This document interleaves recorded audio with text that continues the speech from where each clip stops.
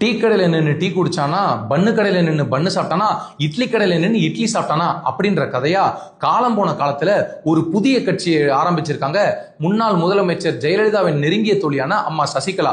இந்த கட்சிக்கு இவங்க வச்சிருக்க பேரும் அவங்களுக்கு கிடைச்சிருக்க சின்னமும் தான் மிகப்பெரிய புரட்சிகரமான சின்னம், புரட்சிகரமான கட்சி.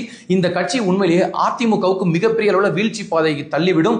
அதே போல திமுகவுக்கு மிகப்பெரிய டஃப் காம்படிஷனா இருக்கும். அது மட்டும் இல்லாம தமிழ்நாடு மக்களின் குரலாக இந்த கட்சி ஒலிக்கும். இந்த கட்சி உண்மையிலேயே 234 தொகுதியிலும் தனித்த பெரும்பான்மையோடு ஆட்சி அமைக்கும் அப்படின்லாம் அந்த அம்மா நம்பிட்டு இருக்காங்க.